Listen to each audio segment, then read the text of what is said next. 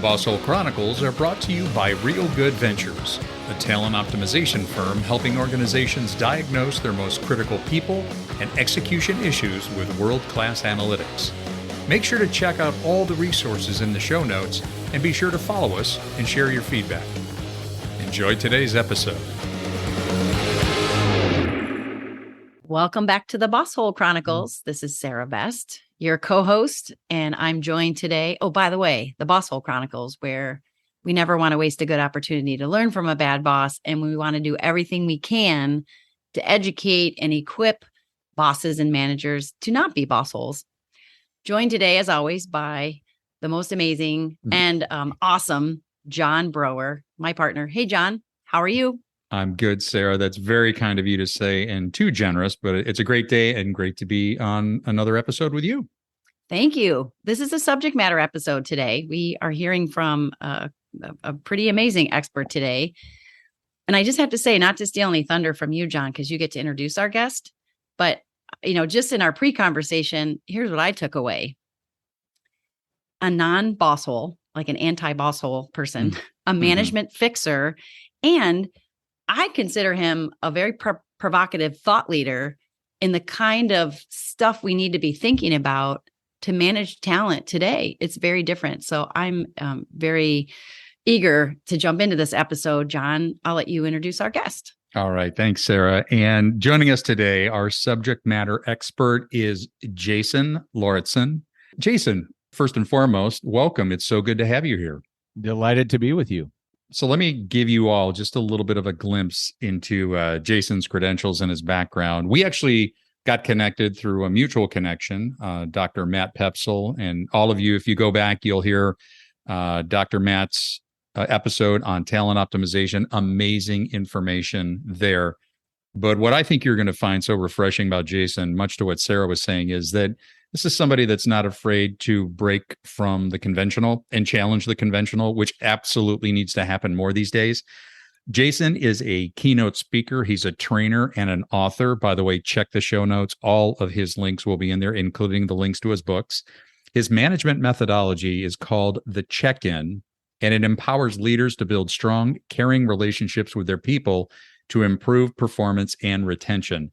The check-in method is informed by decades of experience as an entrepreneur, corporate executive, and employee engagement researcher.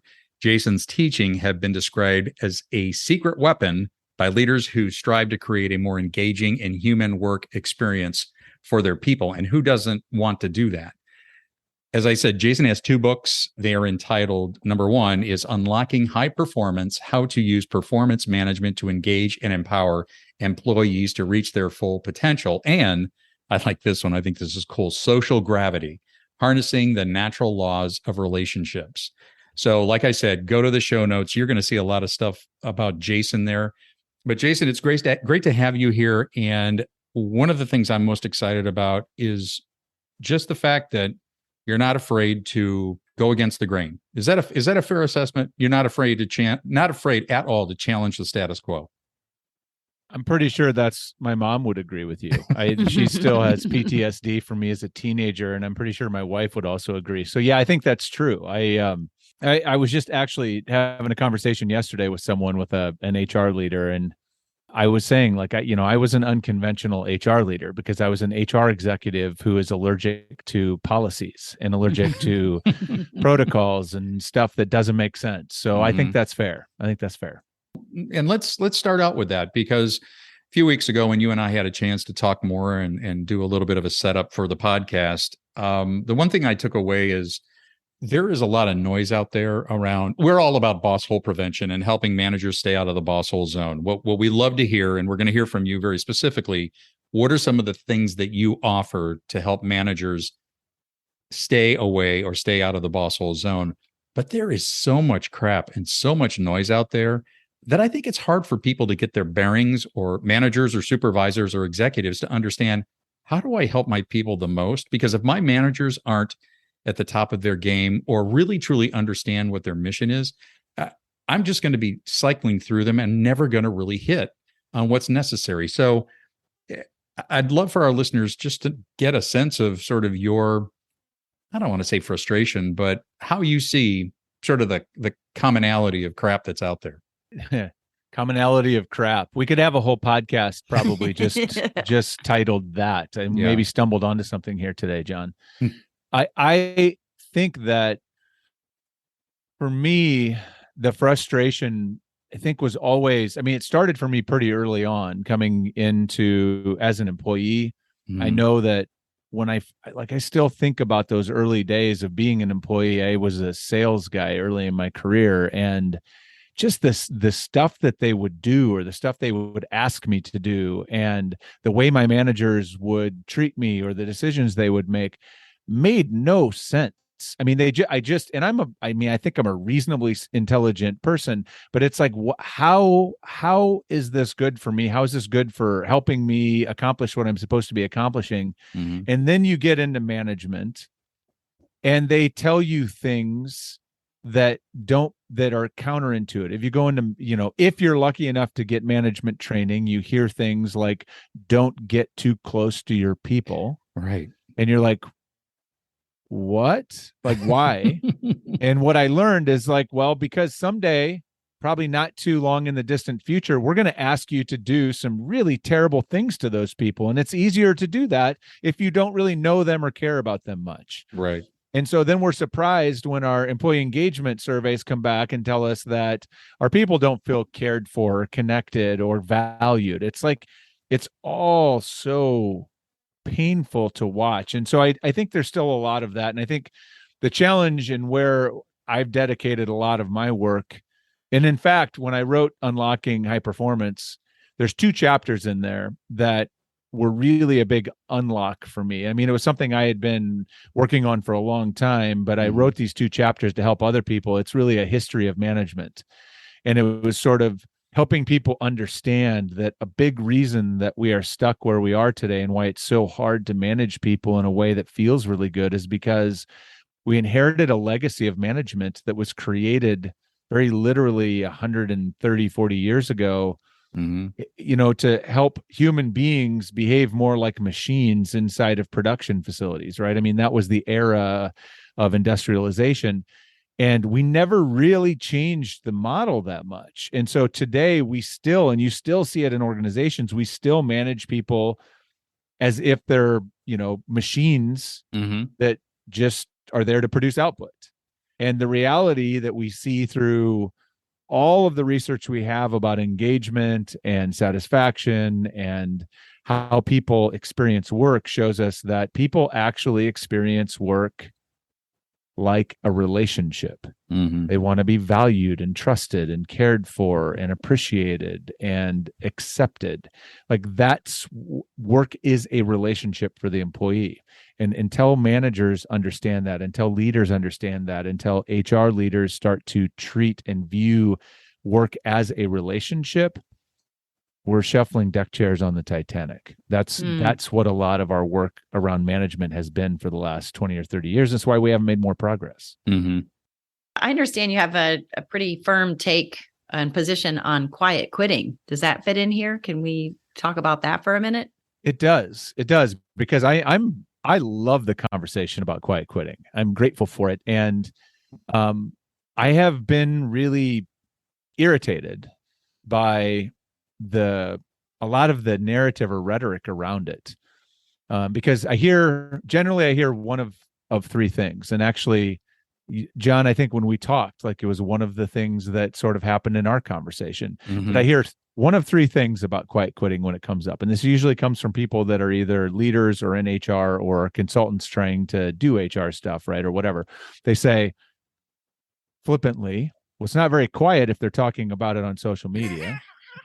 Number 2, they'll say, well, they're not actually quitting, so why are they calling it quiet quitting? And then number 3, and this is my favorite, they're like, there's an eye roll. And it's usually like, why are we renaming something that already exists? Like, we've had this for years. We call it disengagement, or mailing it in, or quitting in place. Here's the problem is that the difference this time is that the phrase quiet quitting was invented by an employee. It was an employee went to TikTok to talk about that he is done with hustle culture. He's done with it. He's done with sort of being expected to like work at burnout rates with no reward and no end in sight and no appreciation. And having no life. And so I'm done. I'm just going to scale it back. I'm going to do the minimum that's required of me, and I'm going to reclaim my life. I'm going to quiet quit. I'm going to quiet. That's where it came from. And people were like, yes, yes, yes, yes. And these were employees. So this wasn't HR renaming it. The difference here is that in the past, right, all of those other labels, mailing it in, quitting in place, I don't know what there's a whole bunch of them. Sure. We gave it a formal name in HR. We call it disengaged. These were all judgy, blaming terms that we assigned to the employee. It was us looking at them saying, that damned employee is mailing it in. That damned employee isn't doing enough. They're broken. We should fix that. This is the employee saying, no. I've had enough. And the part of it that I think is so interesting. So I think if we reframe, so number one, if you like, we got to pay attention, because quiet quitting is a call for help. It's a wake up call. Employees are saying, this isn't working for me. And so they're not going to give you the signal to quit. I mean, and here's the thing that's dangerous. So let's break it down. What do they really mean when they say quiet quitting? Because I think it's actually exactly the right phrase. Let's start with quitting, right? They're saying quiet quitting because quitting in their mind is, they're saying, I am on the verge of burnout. I can't sustain this workload, right? I've had to give up everything outside of work that matters to me, or it's suffering, right? All of these consequences. And I have decided that instead of doing that, I'm only going to meet the expectations of my job, or the amount I need to do so I don't get fired. And in their mind, they think that is quitting. That's a problem. Yeah. Number one. Number two, quiet. What quiet means in this case isn't that I'm not going to talk about it. It means that I don't feel that it's safe to talk to the people who could actually do something about it. Right? I don't have the safety. I don't have the support. I've tried to talk about it in the past. Nobody seems to care. And so here we are. I'm quiet quitting. Makes perfect sense. Quiet quitting is a failure of management. Period. And this is a moment we should be paying attention. We should be listening. Quiet quitters are not the problem here. It's an invitation for us to elevate as managers, as HR. Let's fix the core problem. Let's get about that. And that's actually what the check-in method can help you do. So I think the conversation will arc to a place that's actually part of the solution.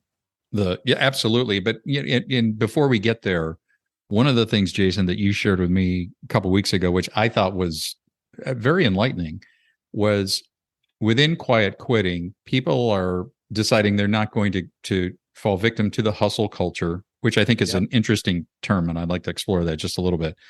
But I'm going to do what's expected. Yep. Okay, I'm going to do what is required in my job, meet my expectations, and then go live my life.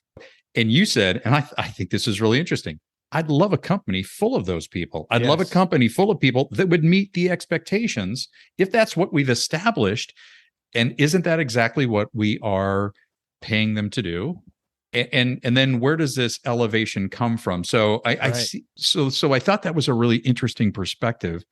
Where did the hustle culture come from? I mean, is that a carryover from, I don't know, I mean, the crazy 80s and 90s, where I know I was, new in the business world, or what? Maybe. I think it is part of that. I think it's more so, I think the millennials were the first to kind of really do this. I wish my Gen X generation would have been it, but we were just busy. Like, we just flying you the bird, right? We're going to do what we need to do, figure out how to play the game and make it work. Right. The generation, the millennials, and now the Gen Z, the thing that I love about them is they're willing to say the quiet part out loud. So I'm not sure that hustle culture is necessarily a new phenomenon. I think it's a phenomenon that's existed for decades. I think they have the audacity to say, this is stupid. Like, Mhm. this is not worth it. And the funny thing is, they've been living in a world where we talk about things like work-life balance and well-being, and then they're being piled a workload that's big enough for two people, and they're being expected, like, yeah, do that, and then you can have all the balance you want. Right. And they're like, this Yeah. is not okay. And they're Yeah. willing to say it's not okay. And they have social media. So if you're screwing them over at work, if it's not working at work, guess what? They can go put you on blast to social media, and most companies and leaders aren't even paying attention. That's true. Right? Until That it's is a true. news story. And so I think you're right. And I think the biggest problem, back to the point about the, again, so what they're saying is I'm going to do enough to keep my job. Now, two things about that. Number one is, if them doing enough to keep their job is a problem for you, then you are terrible at performance management. You have good point. Yeah. Unclear goals. You are not communicating with them. You're not managing with accountability, all of that kind of thing. And so that's a problem. If they are meeting goals, right, and you still have a problem with that, then you have a broken culture issue, right? Because what you're expecting of them is now it's a free labor situation, which is actually, I need to be careful about this, but this goes back to your first point. I've dedicated my entire career to employee engagement. But one of the things I think is so dangerous about engagement is that Gallup, back in the early days, defined engagement as discretionary effort. And I think that's completely wrong. Because what is discretionary effort? Discretionary effort is work that I didn't have to pay for as your employer. Right. So we have this whole culture of engagement built on getting free labor out of people. And this is what the Gen Zers are saying, like, what? I'm not going to do that. What? Yeah. You pay me to do a job, and now you're pissed at me that I won't give you free labor on top of that at the expense of my personal life and other stuff that I want to do. Like, no. Right. And so, of course, no. And the beauty of it is, when you go look at, what I would encourage anybody to do is go find an article about quiet quitting somewhere, or go to TikTok and search for some of these quiet quitting videos, and then read the comments, because like, this struck a nerve for people. I mean, you'll hear like, man, I didn't know that's what this was. I've been quiet quitting for 20 years. Yeah. Yeah. I mean, Good it's not a point. new thing. It's just No. like, it's like, let's do something about it this time. Right. Yeah. Let's fix it. And before we get to the check-in method, because I really absolutely want our listeners to learn more about that, and I want to dig into that. I think about the young professionals, well, what I consider right now in their late 20s, early 30s, who look back at their parents who were in that hustle culture, and who, I mean, worked and worked and worked. And in a lot of cases, their employers crapped on them, and they go, why would I want to do that? I mean, you're a great example of what I absolutely don't want in a career. I get that. I absolutely get that, for sure. I was just going to say, I mean, I think there's a pragmatism to all of this too. Like, right, there's two sides to it, because there's the side that, and it's the same conversation we should be having about DEI. It's the same conversation we should be having about well-being, right? That there's the element of the system needs to change. And quiet quitting is yet another, like, it's just a signal. The system of work is broken in many, many, many places, and the system needs to be fixed. Now, if you're in the system and you want to move ahead or around in that system, you still got to, I mean, you've got to understand the rules of the game. And so that's where, like, I it's sort of like, what do we need to do to fix the system? Let's get about that work. Now, if I'm advising my kids or some other young professional that's navigating the system right now, I've got to also educate them about the practical trade-offs of how things are being evaluated. So there are consequences to quiet quitting in today's workplace. So if you choose to quiet quit, that is your prerogative to do that. But you also don't get to then be upset that you're in this hustle culture that rewards hustle and you're not getting promoted. Right. That is, and the thing that's so sad about this is, it would be okay if we would just make it explicit. If these leaders would just say, it's okay, you can make whatever choices you want, right? It's okay to say, if you just are going to come in, meet the expectations of your role, go home, like we're good with that. We'll pay you to do that all day, every day. The promotions are going to go to the people that are going above and beyond. That is how we're going to evaluate those that are going to move up and get more opportunity because they're willing to invest whatever. And then that allows the employee to make a choice, opt in, opt out. But I think they're frustrated now because there is no opt in, opt out. Right. I don't know about the listeners, but I know spending time with you, you're the kind of person, Jason, you feel like we've known you a long time and it's super comfortable. I just want to say, this is such a great conversation. You're the kind of person, you're easy to listen to. And maybe it's just because it's resonating. You're putting into words maybe what some of the dissonance is that I felt, but just want to say, very cool. You're very cool. Thank you. Yeah, you bet. So it seems to me that, a direct, prescription for helping organizations create a healthier culture and pay attention to this stuff is in fact the methodology that you developed called the check-in, or these are tools. This is a system and a format that managers can use to deepen that relationship and focus on that relationship. It is not by any, not by any accident that is the case. It's been 20 years in the making, right? Looking at the dysfunction, living in the dysfunction, studying the dysfunction, and then studying also the organizations that are getting it right, which is what Unlocking High Performance was all about.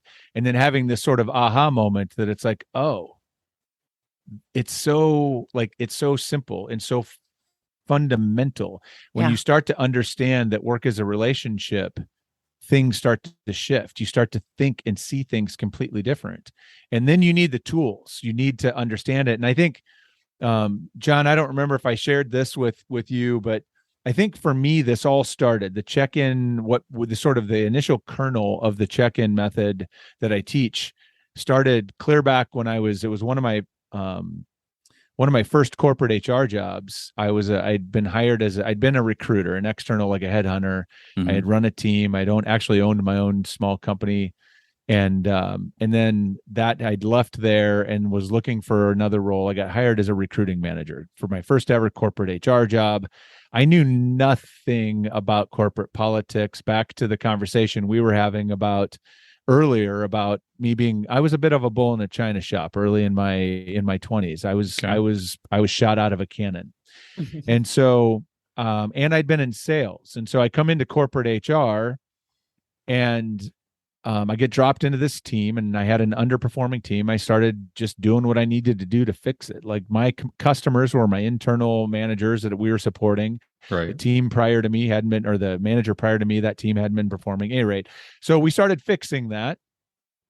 But I'm having one-on-one. My boss was not a Bosshole, was an anti-Bosshole, and she and I would have one-on-ones every week.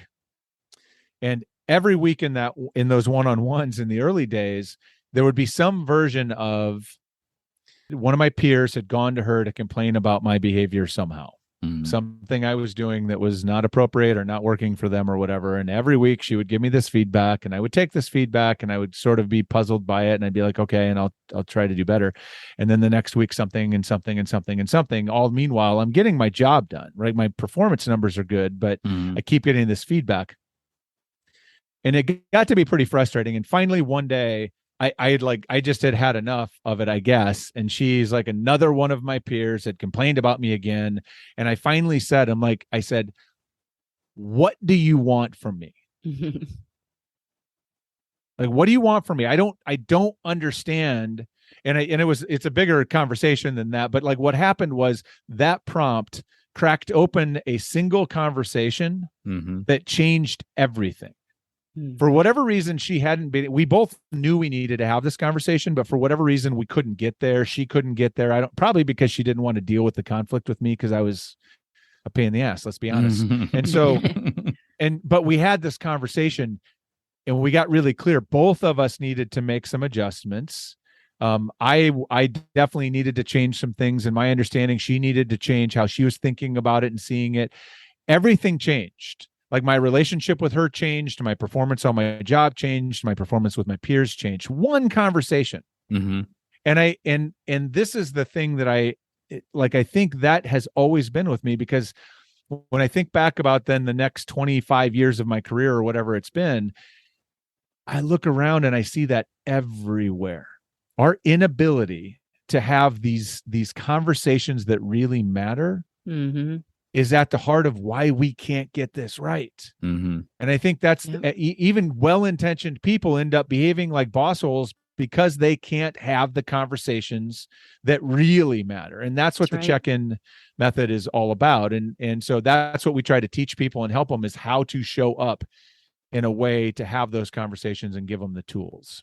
So take us into that a bit. Give us a little bit more of the mechanics, because to me, those are transformational conversations. Those are the ones where you kind of realize, I mean, that's a self-awareness moment. That's where, like, okay, I understand my need for adaptation. Maybe it's maturity, growing up, wisdom, whatever you call it.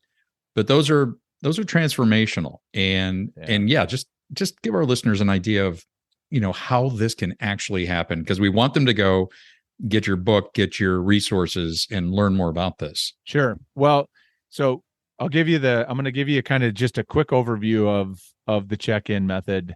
Okay. And then I'll dive into a very specific tool that people can take and start using, like literally as soon as they're done listening to the podcast, to start opening up better conversations. So the check-in method, we have the 5 C's of the check-in method. We have some alliteration here. So the first is cultivation, and cultivation is a mindset shift. And this was one of the things that, to be the kind of manager that gets into these kinds of conversations, you have to shift your mindset, kind of what we were talking about earlier, from being one that you think of your job as getting the most output from your people, to thinking more of your role as a manager as more of like a farmer or a gardener, where your job is to facilitate growth. You recognize that people are naturally wired for growth and performance. And if they're not, then that means they're not getting something they need, or they're facing an obstacle that's our job, right? Meeting needs, removing obstacles. So cultivation is the mindset shift. Then we have connection, which is what you would expect. It's building authentic human connection with your people. Then there's clarity, which is really making sure that people are crystal clear in the what and the how of work, so that there is no uncertainty. Is the enemy of engagement. Uncertainty kills engagement. Uncertainty kills relationships. And so clarity is the antidote there. Then there's care, which is really the work we roll up our sleeves. People need to know that you care about them as human beings. But then there's also the work of management, which is caring for your people, which is not to be confused with being nice all the time or only doing things that keep people happy. It's about holding them accountable and having high expectations of them so that they can become what they're capable of. But then the real work, when we sort of really get into it and get our hands dirty, is the 5th C, and that is conversation. That's the heart of it. That's the tip of the spear, if you will, the check-in conversation. And this is the tool that I can give you today. You ready? Yeah. All right. 4 steps to the check-in conversation. So we've all heard about check-in conversations. We've been told to have them at work. That's been one of those things that's been talked about a lot over the last few years, particularly during the pandemic when people were distributed. You need to check in more. You need to check in more. Right. The problem is so many of those check-ins are ineffective. They're not being done well. Yeah. So because what happens is, number one, a lot of managers will do a check-in, something like, so how you coming on that project? Is that a check-in? No. That is micromanagement. That's what that is. Because if you've set clear expectations on when that project is to be done, and they know that you're there to support them, then you saying how you coming on that project is you saying, I don't really trust that you're working on it, and I need you to prove to me that you are. So micromanagement, don't do that. That is not a check-in. So better step would be, well, let's check in on the human, right? So then we best intention, we go ask a question like this: how are you? Now, when we say how are you, what do we get? Fine. Good. Fine. Good. Yeah. Busy, which is like, don't talk to me. Yeah. Right. So good intention, but a bad question. So step 1 of a great check-in conversation is you need a great question. Okay. And you can actually start with a pretty simple, even the question that I just asked, how are you? slight change becomes a great question. From a bad question to a great question. A great question elicits information that invites a follow-up question. So that's what a great question is. So here's what a great question sounds like. Sarah, how are you today? Scale from 1 to 10. 10 being couldn't be better, 1 being couldn't be worse. Nice. And you're going to say what? 8.5. 8.5. That is amazing. So step 2 is ask the follow-up question. So Sarah, if you and I are having a check-in, I'm going to say 8.5 is actually on the higher end than where I am. So I would love to hear about what's going on. Like, what is it that's going well? Give me a few highlights of what's been going well lately, right? You're going to start telling me some stuff, right? Yeah. You're like, well, my kids are what? I get to have this great conversation on my podcast, whatever. Yeah, exactly. And now I'm learning about you. This is an opportunity to build connection. I'm learning. So those are the easy ones, right? Those are good. But let's say you say, I'm a 5. Now, by the way, for those that are listening right now, you don't have to do this at work. What I actually would recommend is start at home. Okay. Practice on your kids, practice on your spouse. Great idea. Right? Because when your kids jump in the car after school, what do you say? How was school today? Good. Fine. You're like, okay, 1 to 10. How was school today? My kids now know, and they'll be like, it was a 5. Okay. Yeah. Great. 5. What's going well? Talk to me about like what's the good stuff. Give me the good stuff first. So like, well, I got to like PE was fun. We were playing this, but lunch was terrible. Or lunch, and I got to see my friends at lunch. And then I'm like, okay, well, what's the gap between 5 and 10? Like, what could have gone better, or what would have gone better to get you closer to an 8 or a 9? Well, lunch sucked, and we had a pop quiz in this class, and I don't know that I did very well. Like, think all the information that just came out. Right now, we can have a real conversation. If somebody says 2, right, that's a cry for help. Right. You drop everything, right? Okay, what's going on? Is there something? What can you talk about? Is it something that you can talk about or that you're comfortable talking about? It's like, well, this is going on, or whatever. Okay. Right. So you ask a great question. A great question invites the follow-up. Then you ask the follow-up. 2 questions, 20 seconds, you're into something meaningful, right? Right away, you're cutting to what actually matters. Then the third thing, really important, shut up. I love this. Listen intently. Because if you've asked a great question and then you're asking the follow-up questions, they're giving you everything you need. Yeah. They'll tell you where they're struggling. They'll tell you where they're winning. They'll tell you what obstacles they're facing. They'll tell you this. Whatever you hear is the stuff that matters. That's what matters that day. And then number 4 is provide support, provide encouragement, provide a way to help, or find a way to help. And sometimes it is just encouragement, isn't it? I mean, you may not be able to solve it, and that's not necessarily your mission, but you're there to receive and understand and hear what's happening. And sometimes it's celebrate, sometimes it's appreciate, sometimes it's all of those things. Like if Sarah rolls in and she's at an 8.5, I'm just going to let her talk about all the amazing stuff she's doing. And then guess what? As a manager, if I'm paying attention, like that was my invitation then to say, that's amazing. You are crushing it. I am so happy that you are on my team. Yeah. Or I'm so happy for you. Like, it sounds like things are great. Like you must be so proud of your daughter, right? Whatever the context was. Yeah. And so there's lots of great questions. And I mean, that's one. I think that's the money question you can start. That works in all contexts. I call that the well-being check-in, is using how are you scale from 1 to 10. But if you can use it for performance, you can ask, there's all sorts of great questions, right? A state interview done well is a great check-in. If, it's like, John, if you were ever to leave the organization, what do you think would cause you to leave? Oh, just whatever you say after that. Yeah. Yeah. That's meaningful. Yeah. If you can't find a follow-up question to that, then you are not paying attention. And by the way, they're going to tell you the thing that is most important to them. Right. And you better get on that. You better be paying attention. So this work, the thing is, it's not complicated. It's very meaningful. And the thing is, when you learn the check-in method, you learn how to be a great manager this way, you will innately become a better friend, a better parent, a better partner, a better spouse, a better neighbor, like, because it's human skills. This is relationship skills. That's all this is. And think about if you'd have better conversations or more meaningful conversations with the people that matter the most to you in your life. So you should treat the people at work the same way you would treat those people. Everything can change. And what a contrast to how we started, where, multiple generations were taught, don't get too close to your people. That's right. That's right. This is flipping it all the way around. And because work is relationship. I think our listeners, if they're managers and people leaders, should put those 4 steps on a little sticky note or note card and just bring it with them until it becomes naturally a part of how they engage in the conversation. I mean, I definitely believe people can lead from any pattern. You're a persuader, I'm a persuader. John, you're a captain. There are other people who are more private and introspective as managers and leaders. They're less dominant, slower paced, whatever.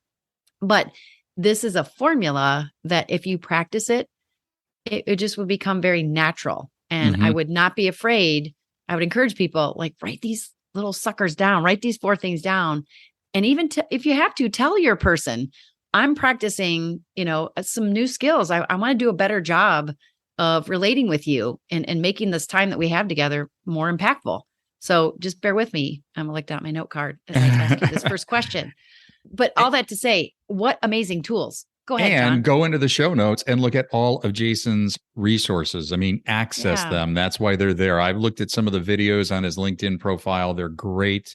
And Jason, I love what you say about, it's simple, but it has to be intentional. You just can't be lazy. Don't be lazy about the relationships of the people around you.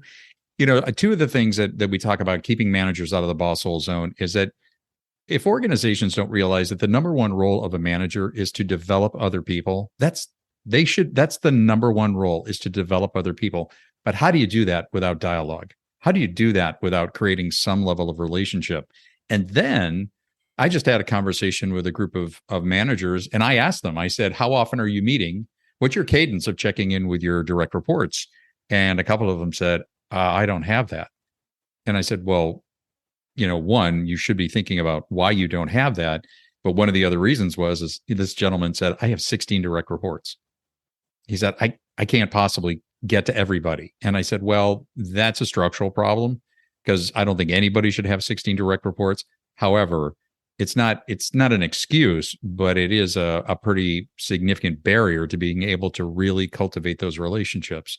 So I think there are a lot of things that organizations can do to keep managers out of the Bosshole zone, but the managers that are listening right now, yes, to Sarah's point, just dig into what Jason is talking about and start to use these right away.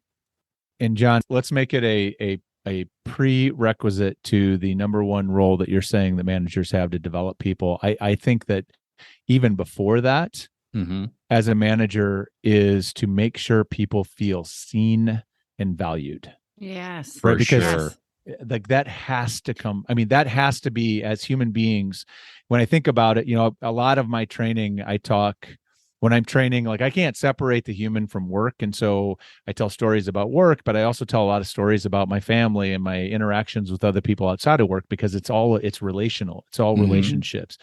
And I think about, as a parent with my kids, and when I talk to parents, it's like, what is our number one job as a parent with our children? And most parents will say to make sure they feel unconditionally loved. Because when you feel unconditionally loved, it sets you free. It sets you free to take risks. It sets you free to grow. It sets you free to sort of grow and become different things. And I think that lesson is still true. That's true at work. Imagine, like, that's what inclusion is really about fundamentally. Yeah. Is that I can show up to work and feel seen and valued and accepted as I am before I do a damn thing today. Yep. I'm already valued. I'm already seen. I'm already accepted. And boy, now we're going to make some magic because I don't got to worry about any of that. Yes. And because of all those things, even if I make a mistake or I challenge the status quo or I come up with a, outside the box idea, they're still going to feel the same way about me. That's right. That is psychological safety. This is That's so right. good. Jason, man, this is awesome. I just knew, Woo. I knew that when we talked, this was going to be one of those episodes. We'd love you to come back sometime. Whatever the occasion may be, just to chat more and start to challenge the status quo. But this has been such a pleasure. And is there anything you want to share with our listeners? Anything on the horizon coming up for you that people should be aware of? We've got, two things that are exciting. One is a free thing that I'm going to actually give to you for those that are like motivated. We'll put a link in the notes where you can download. We have a sort of a cheat sheet that is 18 great check-in questions. So it's just that way. I'm going to take even some of the work out of the front of it. Just pick one and have that. Yeah. So that's number one. You'll have that. The other is we have the HR boot camp. It's the check-in boot camp for HR leaders. That's coming up. So in your organization, or if you are an HR leader and you want to get kind of a download of our methodology so you can take it back and use it to coach your managers and leaders, we have a cohort of that coming up as well. And so I'll put a link for you to go check that out if you'd like as well. That's coming up in early December.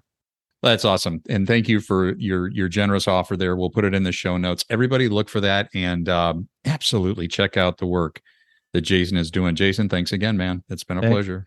Thanks for having me. This was fun. I'll do it anytime. I'll come back anytime you invite me. Awesome. Well, and keep up the, management fixing, the Bosshole intervention that you're doing. It's really good stuff, Jason. Thank you. Thank you. Yep. And we'll see you next time on the Bosshole Chronicles. We'd like to thank our guest today on the Bosshole Chronicles. And if you have a Bosshole Chronicles story of your own, please email us at mystory@thebossholechronicles.com. Once again, mystory@thebossholechronicles.com. We'll see you again soon.